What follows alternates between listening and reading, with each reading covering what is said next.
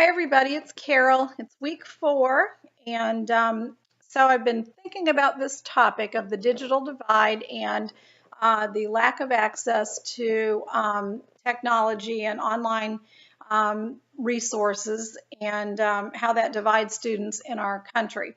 So I wanted to organize this in my head. And so I looked at the idea of the geographic divide.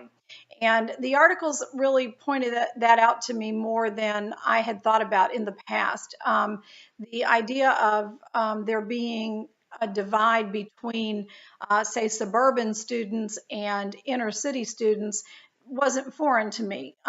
We would recognize that in a lot of areas of life, and so that didn't seem to be eye-opening, and it's a very unfortunate thing. I don't mean to minimize it, but that didn't seem to be eye-opening, but I hadn't really considered the idea of it being a problem in rural areas, and I should have. I had not done that. I think that that does create a certainly an educational disadvantage for those who are in rural areas. And I think for the urban areas, if you look at a program like Lifeline, you can imagine that that money could be used to drop a tower somewhere and then to pay for the Wi-Fi, the internet service providers for a certain area, blocks of streets or whatever, and for neighbors that live in those areas, and that would be a fairly easy solution.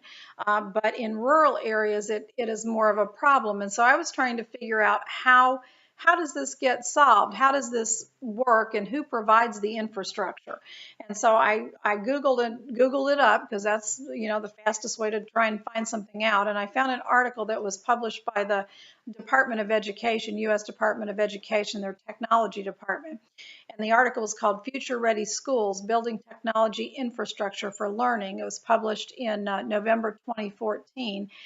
And they recognized this problem and what to do in rural areas. And so basically they said that they felt like, yes, using those mobile routers on school buses was a way to do it. And that was something I hadn't considered, which I actually thought was fairly clever, that students that have a long ride home from school could use the school bus, and putting a school bus parked in an area as sort of a tower would be a good idea. But then I happened to think, well, what about those people that are really spread out, living rural, as Kathy has mentioned several times, and so you don't live in a neighborhood, and there wouldn't be a school bus that could be parked in the end of every driveway, and that wouldn't be feasible. And so really it comes back to the idea that you're sort of at the mercy of telecommunications companies to decide that it's lucrative enough for them that they want to go into a rural area and bury cable.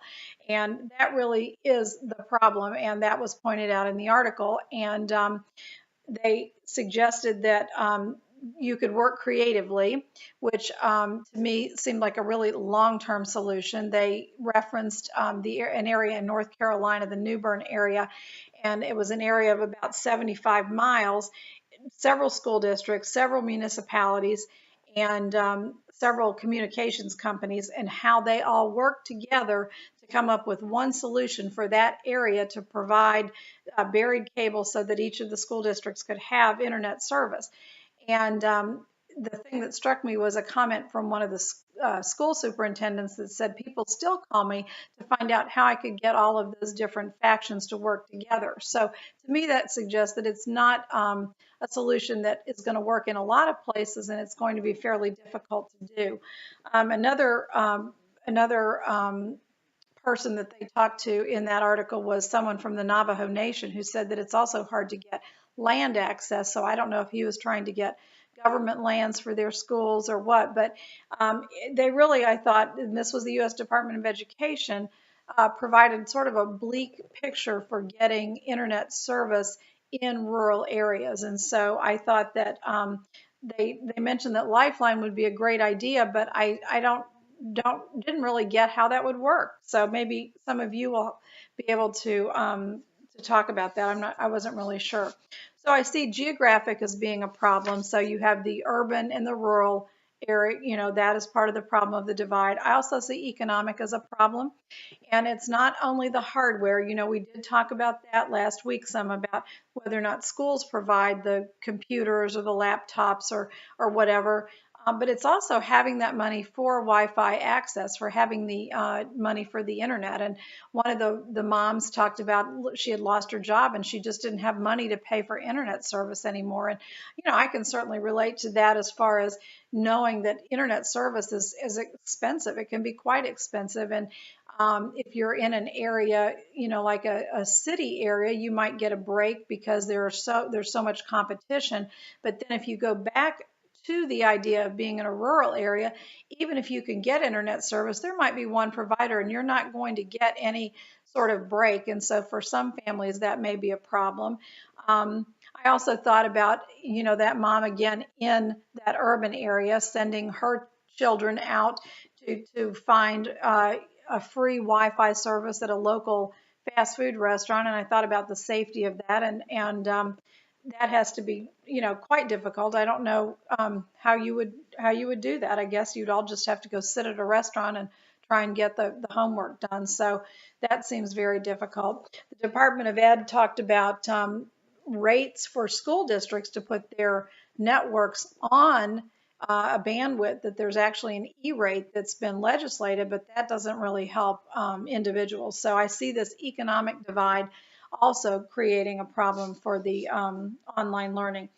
The last area that I felt like we have this divide in our digital world, in digital education, is the actual education. And it's not so much with access to the online learning and being able to do assignments, although that's a piece of it, but it's also that when that internet or that online education gets into the home, that you may have parents that are not able to help their students learn, that they don't know, they don't have the tools to work with their student. And what that was really sparked from that Edutopia article, because they talked about the school to home project, and they were the ones that realized that we can teach our students at school to use these iPads, but we are not doing them any service if we don't bring the whole family in. And I thought they did just a stand-up job. That whole idea of engaging the family, bringing the family in was, and getting 100% participation was excellent. I mean, you just don't ever hear of that happening. And I think what they really did was they decided that they would bring the family in, whereas most programs, they think, I'll work with the student and then I'll push it out to the home. And that works, just marginally. I mean, if there's a language barrier, which they mentioned, if the parents are working and don't have time. I mean, I can remember teaching and having to have things signed by parents and progress reports and stuff. And, that was just a nightmare to track that down, because half the parents wouldn't sign, or then it'd get down to just the last 5 that wouldn't sign. And so I think they recognized that and saw the value of not only getting the parents trained in the technology, but also creating that line of communication. And I just really thought they did an excellent job, really showed a commitment to the community that you don't see very often. I also thought that they showed that they were committed to their teachers by providing IT, and also showed that they wanted to take, as they said, that Micah Struder said, take the flash out of technology and make it a real tool. So I thought that was genius, and it's too bad they can't do that everywhere. That would, in all communities. I thought that was really good. So that's all I have to say. I hope to be shorter, but I wasn't. But I'll be anxious to hear what your ideas are about the digital divide, and I'm sure I'll learn something from all of you like I always do. Have a good week.